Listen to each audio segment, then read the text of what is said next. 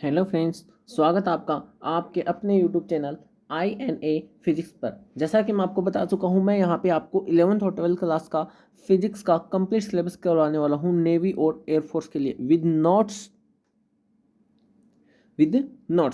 के साथ। ये मेरे जो मैं आपको करवा रहा हूँ, ये मेरे हैंड रिटन नोट्स हैं और ये बिल्कुल ऑथेंटिक है। आपको यहाँ पे ये नोट्स पढ़ने के बाद जैसे मैंने अभी देखो चाल और वेग का मैंने टॉपिक पढ़ा है इसमें। किसका? चाल और वेग पढ़ा है हमने। तो चाल और वेग से अगर आपके एग्जाम में कोई भी क्वेश्चन आता है, आप उसको तुरंत कर दोगे। ये मेरा आपसे प्रॉमिस है। अगर विश्वास नहीं है तो एक बार पढ़ के देखो, वीडियो को एंड तक देखो, फिर आपको पता चलेगा कि चाल और वेग के से रिलेटेड टॉपिक में आपके अंदर कितना कॉन्फिडेंस डेवलप होता है। ठीक है ना?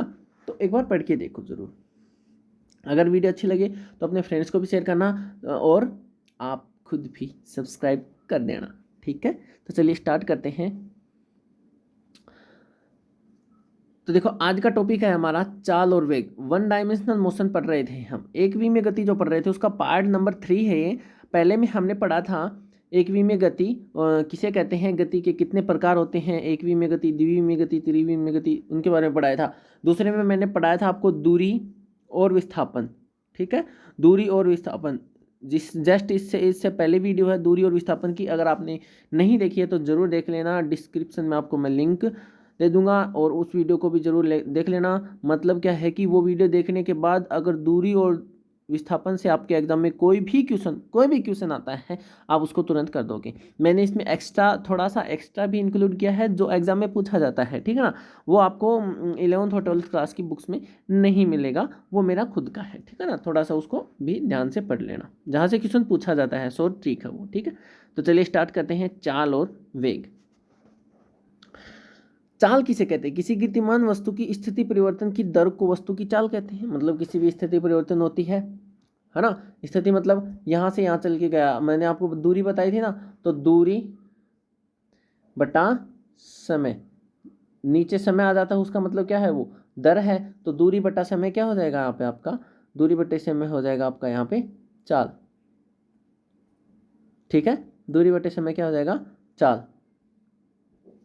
तो यहाँ पे क्या लिख सकते हैं हम? चाल बराबर दूरी बटे समय।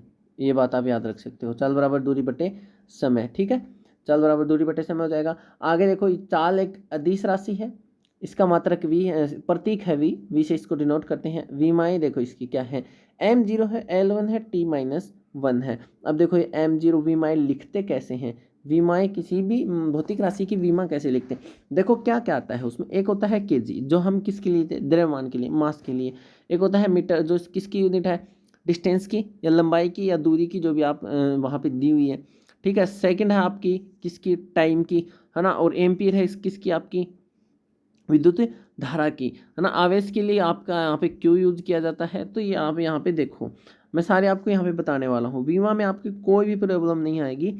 और एक कंप्लीट वीडियो में वी में उतर के आपके लिए जल्दी ही लेके आने वाला हूँ। वो पढ़ने के बाद भी आपको बहुत अच्छा कॉन्फिडेंस फील होगा। तो यहाँ पे देखो m0 L1 t-1 है। t क्या है? -1 है। तो केजी तो इसमें है नहीं, मास नहीं ना, क्योंकि नीचे देखो मात्रक क्या लिखा हुआ है, इसका मात्रक लिखा हुआ है मीटर प्रति सेकंड, मीटर अपॉन में सेकंड। तो एक तो मीटर है, मतलब L की पावर 1 आ जाएगा। सेकंड क्या है, नीचे है तो ऊपर जाएगा, तो सेकंड क्या हो जाएगा, इनवर्स होता है। इसको ऐसे भी लिख सकते हैं ना, मीटर प्रति सेकंड को ऐसे भी लिख सकते हैं कि मीटर इंटू में सेकंड की पावर -1, मीटर इंटू में सेकंड की पावर -1। तो m का आ जाएगा L1 और t का आ जाएगा t-1। तो ये हो जाएगा इसका वीमीय सूत्र। मीटर प्रति सेकंड ये हो जाएगा इसका SI मात्रक हो जाएगा मीटर प्रति सेकंड, और सेंटीमीटर प्रति सेकंड हो जाएगा इसका CGS मात्रक। आपसे कोई भी मात्रक पूछ सकता है, CGS मात्रक पूछता है, SI मात्रक पूछता है, जो भी पूछता है आप बता सकते हो आसानी से। ठीक है ना? तो SI मात्रक मीटर प्रति सेकंड और CGS मात्रक क्या हो जाएगा आपका, सेंटीमीटर प्रति सेकंड। ठीक है, आगे देखो चाल के प्रकार। चाल कितने प्रकार की होती? तो पहला देखो चाल के प्रकार, एक समान चाल। जब कोई कण एक समान समय अंतराल में चाहे अंतराल कितना भी छोटा ही क्यों ना हो, समान दूरी तय करता है, तो इसकी चाल क्या कहलाती है? एक समान चाल कहलाती है। मतलब क्या है देखो, जैसे मैं बोलूं कि 1 सेकंड में, ठीक है ना, 1 सेकंड में वो 2 मीटर चलता है, तो अगला जो 1 सेकंड है ना, 1 सेकंड, अगला जो 1 सेकंड है उसमें भी वो 2 मीटर ही चलता है। उससे आगे का जो 1 सेकंड है, तीसरा सेकंड है, उसमें भी कितना चलता है? 2 मीटर ही चलता है। तो ये क्या है? एक समान चाल कहलाएगी। मतलब उसका एक निश्चित समय अंतराल में निश्चित दूरी तय करता रहता है वो, ठीक है ना, समान दूरी तय करता है, तो वो क्या कहलाता है? एक समान चाल कहलाती है। तो ये हो जाएगी आपकी एक समान चाल। फिर आगे देखिए क्या बोल रहा है? असमान या परिवर्तित चाल। जब कोई कण समान समय अंतराल में असमान दूरी तय करता है तो इसकी असमान या परिवर्तित चाल कहलाती है। मतलब 1 सेकंड में, पहले 1 सेकंड में वो 2 मीटर चला, ठीक है, और दूसरा एक जो से दूसरा 1 सेकंड, मतलब सेकंड सेकंड में वो क्या, कितनी मीटर चलता है? सपोज दैट उसकी चाल कम हो जाती है, वो 1.5 मीटर चलता है। अगले 1 सेकंड वो 3 मीटर चलता है, तो उसकी चाल परिवर्तित हो रही है ना। परिवर्तित चाल कैसे हो रही? क्योंकि वो उतने एक निश्चित समय अंतराल में डिस्टेंस जो है वो चेंज होती जा रही, तो चाल भी चेंज होगी, श्योर सी बात है। तो उसको क्या कहेंगे? परिवर्तित चाल। देखो, समान समय अंतराल में असमान दूरी तय करता है। समय अंतराल समान है, 1 सेकंड मैंने आपको समय अंतराल बताया, तो वो सेम है, वो तो सभी में सेम है, लेकिन डिस्टेंस जो दूरी है वो चेंज हो रही है, तो वो क्या हो जाएगी? असमान या परिवर्तित चाल। कोई भी आपको नाम दे सकता है, असमान चाल भी दे सकता है और परिवर्तित चाल भी दे सकता है, ठीक है। फिर आगे देखो औसत चाल। औसत चाल क्या होती है? दिए गए समय अंतराल में चली गई दूरी, कुल दूरी तथा कुल समय के अनुपात को औसत चाल कहते हैं। औसत आप मैथ में भी पढ़ते हो, औसत चाल क्या होती है? चली गई कुल दूरी और लिया गया समय, तो वी एवरेज, ए वी का मतलब है यहाँ पे एवरेज, तो कितनी दूर चला है और कितना समय लगा है वो सारा यहाँ पे आ जाएगा। तो क्या आ जाएगा हमारे पास? औसत चाल का फॉर्मूला आ जाएगा। समझे बात को? ये औसत चाल का फॉर्मूला आ जाएगा। फिर आगे देखो ताक्षणिक चाल, ये इंपॉर्टेंट है। ताक्षणिक चाल, किसी क्षण के ऊपर चाल। मैंने बोल दिया कि 2:30 और 5 सेकंड में, 2:30 और 5 सेकंड के ऊपर चाल कितनी थी, तो वो होती है उसकी ताक्षणिक चाल। किसी विशेष क्षण पर वस्तु की चाल को उस वस्तु की ताक्षणिक चाल कहते हैं।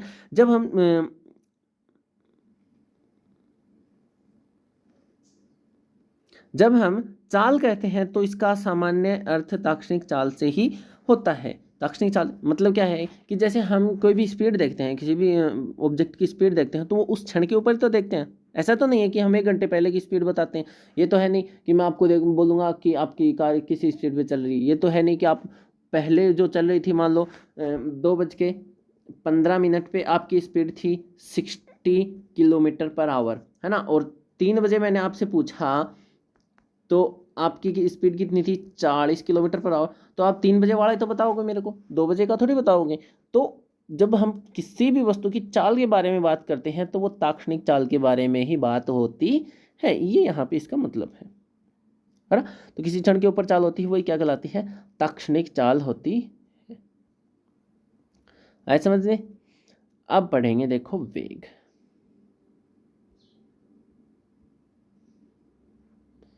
वेग, वेग क्या होता है? किसी वस्तु की एक निश्चित दिशा में स्थिति परिवर्तन की दर, अर्थात समय के साथ विस्थापन की दर को क्या कहते हैं? वेग कहते हैं। किसी वस्तु की एक निश्चित दिशा में परिवर्तन की दर अर्थात समय के साथ विस्थापन की दर को क्या कहते हैं? वेग कहते हैं। वेग कैसी राशि है? सदिश राशि है। देखो, चाल मैंने आपको बताया था, चाल कैसी राशि है? अदिश राशि है। ये एक मेजर डिफरेंस है। ये एक मेजर डिफरेंस है चाल में और वेग में। बहुत सारी इसमें सिमिलरिटीज भी हैं, लेकिन इनका डिफरेंस, जो मेन डिफरेंस है वो ये है कि चाल जो है ना, चाल कैसी राशि है? चाल है अदिश राशि। कैसी है? अदिश राशि है। और वेग कैसी है?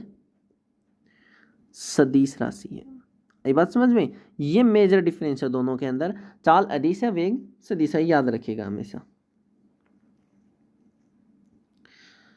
तो इसका प्रतीक देखो, इसके ऊपर वेक्टर लगाओ, वो v लिखा था, ओनली v लिखा था, v के ऊपर वेक्टर नहीं था, इसलिए क्योंकि वो क्या है, अदिश है, और ये सदिश है, इसलिए इसके ऊपर सदिश वेक्टर लगा हुआ है। वीमा और मात्रक दोनों के सेम हैं, ये इनकी सिमिलरिटीज है, मैंने आपको अभी भी बताया था, इनमें सिमिलरिटीज भी होती हैं, इनमें डिफरेंस भी होते हैं। तो डिफरेंस तो क्या होगा, सबसे बड़ा डिफरेंस वही है कि एक सदिश है, एक अदिश है। विमाएँ और मात्रक दोनों के क्या हैं, सेम है। तो ये हम पढ़ चुके हैं, कैसे आया, कहाँ से आया, मैं आपको बता चुका हूँ।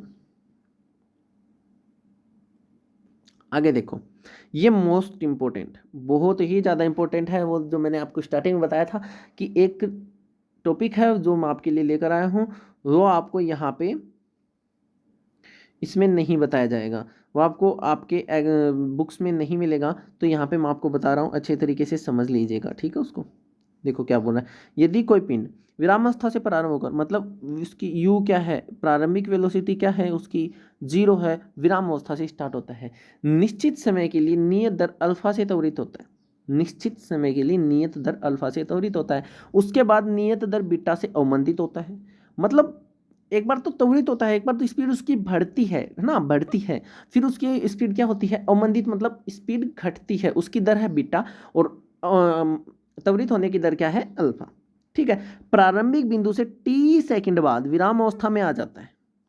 बहुत ही ज़्यादा मोस्ट इंपॉर्टेंट टॉपिक है, अच्छे तरीके से समझ लीजिएगा। मतलब कोई अल्फा दर से त्वरित होता है पहले तो, फिर बीटा दर से अवमंदित हो जाता है, और टी सेकंड बाद वो क्या हो जाता है, विराम अवस्था में आ जाता है, उसकी स्पीड जो है क्या हो जाती है, 0 हो जाती है। तो उसका मैक्सिमम वेग क्या था, और उसने टोटल डिस्टेंस कितनी तय की है, ये यहाँ पे मैं आपको समझाने वाला हूँ कि उस समय अंतराल में, टी समय अंतराल में उसने मैक्सिमम स्पीड कितनी थी। मतलब एक ऐसा ही तो होता है कि जब कभी ऐसे आगे बढ़ते जाते हैं, मान लो हम कोई बॉल फेंकते हैं ऊपर, तो ऊपर जाती है, चली जा रही, चली जा रही, यहाँ पे उसका क्या है, मैक्सिमम हाइट है, यहाँ पे उसकी क्या है, मैक्सिमम हाइट है, और फिर वो क्या यहाँ पे आने लगती है, नीचे आने लगती है। तो वेग में ऐसा ही भी, वेग में भी ऐसा ही होता है कि एक स्पीड तक तो तेज चलती जाती है, और फिर एक फाइनल स्पीड आती है जिसके बाद वो कम होना स्टार्ट हो जाती है।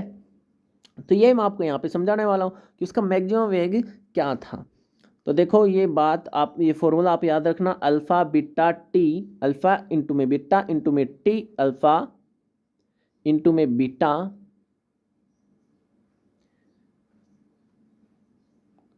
अल्फा इंटू में बीटा इंटू में टी अपॉन में अल्फा प्लस बीटा। ये आपका फॉर्मूला है किसके लिए, अधिकतम वेग, अधिकतम वेग के लिए। बहुत ही अच्छा कॉन्सेप्ट है, फिर से बोल रहा हूँ, क्वेश्चन आएगा एग्जाम में, एयरफोर्स में नहीं आता तो नेवी में तो कन्फर्म आएगा, एनडीए में भी यहाँ से क्वेश्चन पूछा जाता है, इस बात को हमेशा याद रखना। क्योंकि मैं आपको बता दूं कि एयरफोर्स में क्वेश्चन पूछे जाते हैं लैंग्वेज टाइप के, और आपको भी अच्छी तरीके से पता है नेवी में क्वेश्चन पूछे जाते हैं न्यूमेरिकल टाइप के, न्यूमेरिकल टाइप के क्वेश्चन ज़्यादा पूछे जाते हैं नेवी में। तो यहाँ से क्वेश्चन किसी में भी पुटअप हो सकता है, ऐसा नहीं है कि एयरफोर्स में नहीं होगा, हो सकता है, कहीं पे भी कोई भी क्वेश्चन पूछा जा सकता है। तो एवरी कॉन्सेप्ट क्लियर है ना, हर कॉन्सेप्ट क्लियर करना है। अल्फा बीटा टी अपॉन में अल्फा प्लस बीटा, याद रखना। पिंड द्वारा तय की गई दूरी, तो alpha beta T square upon में 2 अल्फा प्लस 2 बीटा। ये भी कॉन्सेप्ट हमारा बहुत ही इंपॉर्टेंट है।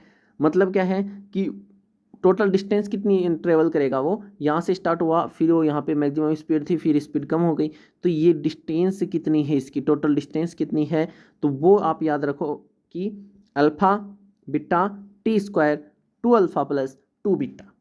बहुत ही अच्छा कॉन्सेप्ट है, याद रखना, ठीक है ना। नोट्स में आपको पीडीएफ आपको टेलीग्राम चैनल ज्वाइन कर लेना, उसके लिंक मैं डिस्क्रिप्शन में दे दूंगा। टेलीग्राम चैनल ज्वाइन करने के बाद आपको यहाँ की जो भी हम नोट्स यहाँ पे लिखवा रहे हैं, आपको इनकी पीडीएफ मिल जाएगी। तो आपको लिखने की कोई ज़रूरत नहीं है, आप समझते रहो बस, ठीक है। देखो आगे क्या है, ताक्षणिक चाल और ताक्षणिक वेग की तुलना। ताक्षणिक चाल क्या होता है, ताक्षणिक वेग क्या होती है, दोनों में क्या करेंगे, हम तुलना करेंगे। अब देखो, ताक्षणिक वेग सदैव कण द्वारा तय किए गए, सॉरी ये पथ आएगा, ये गलती से लिखा गया, पथ आएगा, ठीक है ना, सही कर लेना इसको। आपको जो पीडीएफ मिलती है उसमें ध्यान रखिएगा, यहाँ पे पाठ नहीं है, पथ आएगा। ताक्षणिक वेग सदैव कण द्वारा तय किए गए पथ की स्पर्श रेखीय दिशा में होता है। ताक्षणिक वेग सदैव तय किए गए पथ की स्पर्श रेखीय दिशा में होता है। मतलब मैं आपको बताऊं कि जैसे ऐसे गति कर रहे हैं, ये कौन सी गति है? प्रक्षेप्य गति। प्रक्षेप्य गति 11th क्लास में पढ़ा होगा प्रक्षेप्य गति। जब हम 2 डायमेंशनल मोशन, अभी तो 1 डायमेंशनल चल रहा है, 2 डायमेंशनल पढ़ेंगे तो उसमें प्रक्षेप्य गति, वर्तीय गति दोनों पढ़ेंगे। अच्छे तरीके से आपके कॉन्सेप्ट क्लियर करवाए जाएंगे, डोंट वरी, ठीक है। तो देखो जैसे अभी प्रक्षेप्य गति हो रही है यहाँ पे, तो इस क्षण पे इसका वेग क्या होता है? ये जो इसकी सतह है ना, इसके क्या होता है, वो इस पर से क्या होता है, ऐसे होता है, हमेशा ऐसे डिनोट किया जाता है वेग को। यहाँ पे होगा तो ऐसे होगा, यहाँ पे होता है तो ऐसे होता है, ठीक है ना, यहाँ पे होता है तो ऐसे होता है। तो ये इसको बोलते हैं इस पर से एक ही दिशा में होता है क्या? वेग, ठीक है। आगे देखो, यह संभव है कि किसी कण की ताक्षणिक चाल नियत हो परंतु ताक्षणिक वेग परिवर्तित हो। ताक्षणिक चाल नियत हो लेकिन ताक्षणिक वेग परिवर्तित हो। देखो ये भी समझाते हैं आपको कि कैसे संभव है कि चाल तो परिवर्तित हो और चाल तो नियत हो और वेग परिवर्तित हो। एग्जाम्पल देखो नीचे, सब कुछ कलेक्ट किया, डोंट वरी, हर कॉन्सेप्ट आपका क्लियर होगा यहाँ पे। जब कोई कण एक समान वर्तीय गति करता है, एक समान वर्तीय गति मतलब ऐसे सर्किल में गति कर रहा है, वर्तीय गति करता है तो इसकी चाल प्रत्येक क्षण नियत रहती है। तो इसकी चाल है वो प्रत्येक क्षण में क्या रहती है? नियत रहती है, परंतु प्रत्येक क्षण वेग प्रत्येक क्षण में परिवर्तित होता रहता है। वेग इसका परिवर्तित होता है। कौन सी गति में? एक वर्तीय गति में, एक समान वर्तीय गति में। देखो क्वेश्चन पूछा जाता है कि एक समान वर्तीय गति में वेग परिवर्तित होता है। जो बच्चे एग्जाम दे चुके हैं नेवी और एयरफोर्स का, किसी भी शिफ्ट में आपने एग्जाम दिया है तो किसी ना किसी शिफ्ट में ये क्वेश्चन जरूर आया है कि एक समानुवर्ती गति में वेग परिवर्तित रहता है, चाल अपरिवर्तित रहती है। चाल परिवर्तित होता है, वेग अपरिवर्तित रहता है, दोनों अपरिवर्तित होते हैं, दोनों परिवर्तित होते हैं। तो 4 ऑप्शन मिलते हैं आपको, चारों ऑप्शन में आपको कंफ्यूज किया जाता है। तो आप याद रख लेना कि चाल जो है वो क्या रहती है? नियत रहती है।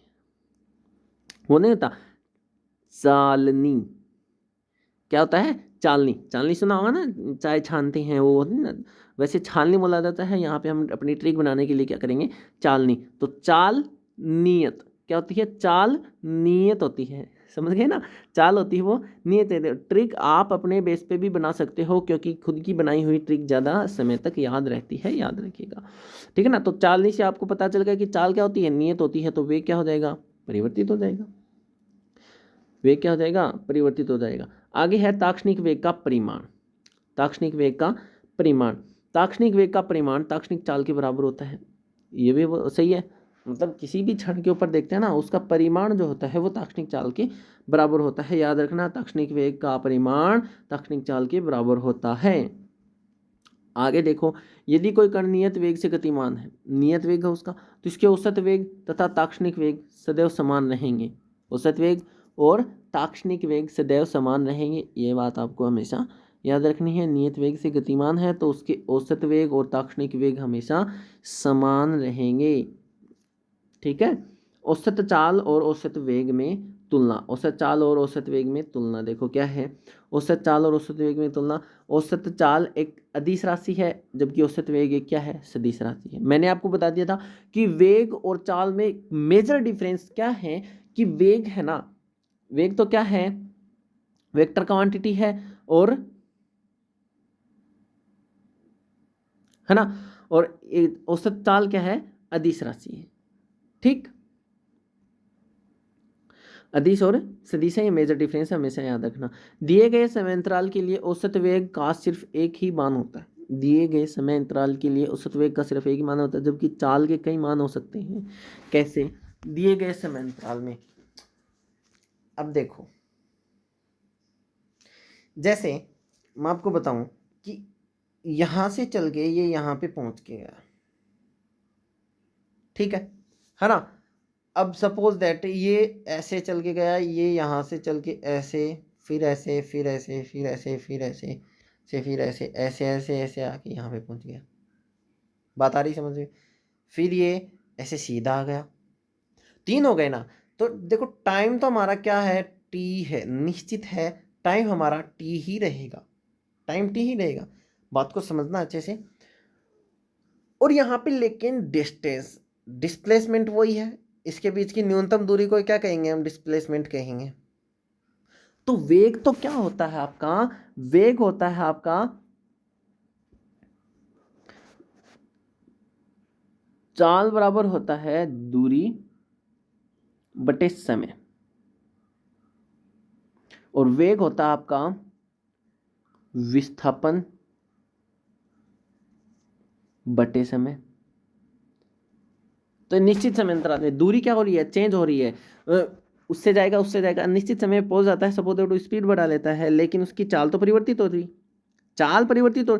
मैं आपको बोलूं कि आपको 5 किलोमीटर तक जाना है, ठीक है, 5 किलोमीटर तक जाना है आपको, ठीक, और आपको 5 मिनट में ही पहुंचना है, आपको 5 मिनट में ही पहुंचना है, 5 किलोमीटर जाना है।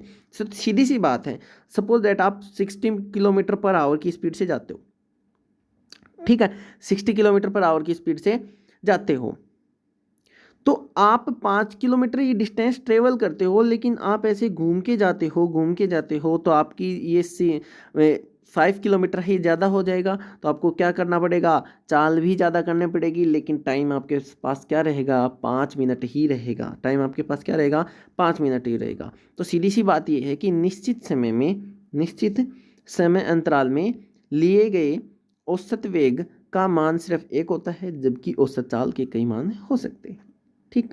गतिमान वस्तु के लिए औसत चाल कभी भी ऋणात्मक नहीं हो सकती अथवा शून्य भी नहीं हो सकती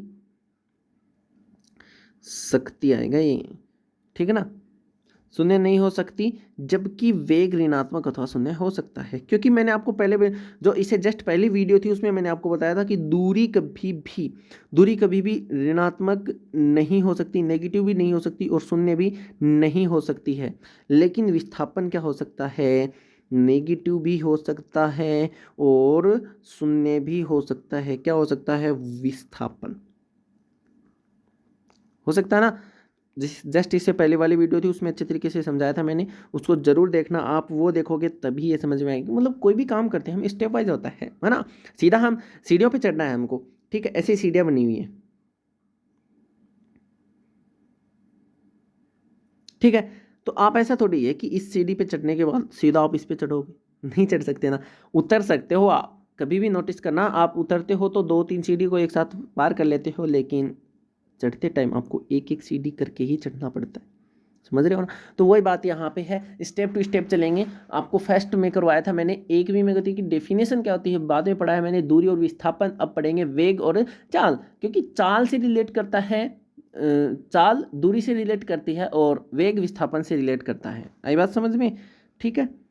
तो गतिमान वस्तु के लिए औसत चाल कभी भी ऋणात्मक अथवा शून्य नहीं हो सकती, जबकि औसत वेग ऋणात्मक अथवा शून्य हो सकता है। तो ये होता कैसे है, देखो यहाँ पे मैं आपको समझाऊंगा। जैसा कि हम जानते हैं दिए गए समय अंतराल में दूरी और विस्थापन, दूरी हमेशा विस्थापन से या तो ज़्यादा होगी या इक्वल होगी। तो ऐसे ही मैंने अभी अभी आपको बताया कि चाल किससे रिलेट करती है, दूरी से, और वेग किससे रिलेट करता है, विस्थापन से, ठीक है ना।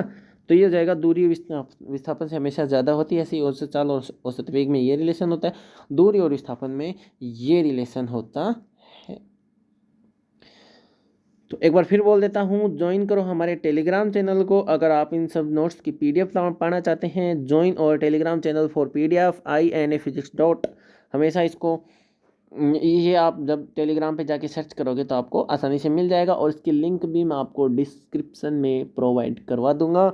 और सब्सक्राइब और YouTube channel to get more concept and complete course of physics. Physics के कंप्लीट कोर्स के लिए आप हमारे चैनल को सब्सक्राइब कर सकते हैं अगर आप नेवी और एयरफोर्स और ND की तैयारी कर रहे हैं। तो हमारी वीडियो देखने के लिए धन्यवाद। हम आपके उज्जवल भविष्य की कामना करते हैं। आप हमेशा ऐसे ही पढ़ते रहिए। आप किसी भी चैनल से पढ़ो वो आपको अच्छा लगे, जिस चैनल में आपका इंटरेस्ट आता है, जिस टीचर से पढ़ने में आपको इंटरेस्ट आता है, आप उस टीचर से पढ़िए, लेकिन पढ़िए, सीधी सी बात ये है, ठीक है ना। तो ये हमारी आज की वीडियो, जिसमें मैंने आपको चाल और वेग के सारे कॉन्सेप्ट आपको मैंने बता दिए हैं। कल हम पढ़ेंगे त्वरण, और मैंने आपको पहले भी बताया था कि मॉर्निंग में आपको 11th क्लास की और इवनिंग में आपको 12th क्लास की फिजिक्स की वीडियो मैं आपको प्रोवाइड कराऊंगा।